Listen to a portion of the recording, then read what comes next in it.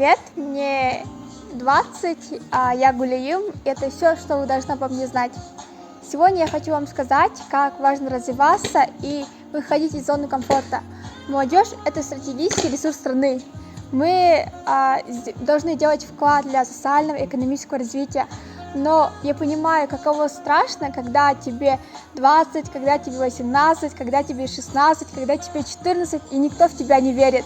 Потому что я сама тоже была таким же, как меня не верили родители временами, другие друзья. Но я пришла на новый ритм, где меня поверили, сказали: окей, давай твори. Это место стало тем, что любой мой проект, они могли сказать: окей, давай попробуем, да. И поэтому я сейчас хочу тебя просить, если тебе некуда идти, иди к нам. И не важно идти к нам, иди в любую организацию молодежную, иди в любое место, иди в любую онлайн-площадку, таких площадок более миллиона.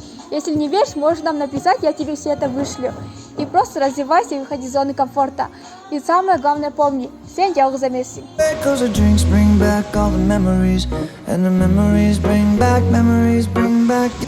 Когда в прошлом году я начала активно изучать гештальт-психологию, меня очень сильно зацепила такая фраза, которая гласит, что все, что происходит в нашей жизни, влияет на формирование нашего сегодня. То есть сейчас, например, я состою из всего того опыта, который я пережила к своим 22 годам. И также, например, с каждой и каждым из вас, потому что вас формирует именно то, что происходило с вами на протяжении всего периода вашего жизни до сегодняшнего дня. Весь тот опыт, который мы копим, все события, которые происходят, они влияют на наше формирование. И сейчас мы являемся лучшей версией себя. То есть не может быть чего-то лучше, потому что тот опыт, который с нами происходил, он сформировал нас сегодня. Toast to the ones that we lost on the way, 'cause the drinks bring back all the memories, and the memories bring back your...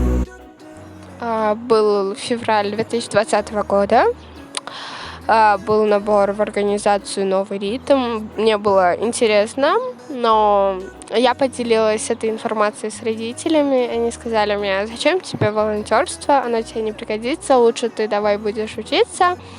И я послушалась родителей, мне тоже так показалось, что волонтерство мне не нужно. И после этого был карантин. А потом в августе я шла в школу и по дороге встретила одну из сотрудниц этой организации. И я вспомнила про свое желание стать там волонтеркой. И на тот момент мне так сильно еще раз захотелось стать волонтеркой, то что я взяла себя в руки и подошла к ней, типа: можно я стану вашей волонтеркой? Мне кажется, сотрудница «Нового ритма» очень сильно удивилась, но позвала меня на следующий день после этого. И таким образом я стала волонтеркой. Таким образом я сделала шаг в свой активизм. Я рада, что я тогда не побоялась. И хочу сказать, чтобы вы тоже не боялись, сделали то, что вам нравится, шаг в ваше будущее, ведь будущее зависит только от вас, от ваших действий. И думаю, ничего ничего не должно вас останавливать от этого. Просто делайте то, что вам нравится, стремитесь в будущее. Вот.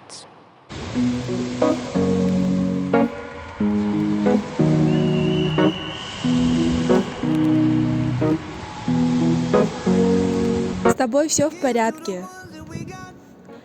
У тебя все получится.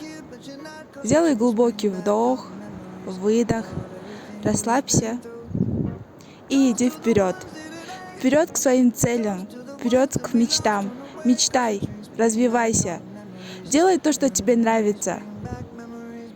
Береги себя. Ведь у тебя самое главное — это ты. И мы верим в тебя. Forever, and everything will stay the same. Now my heart feels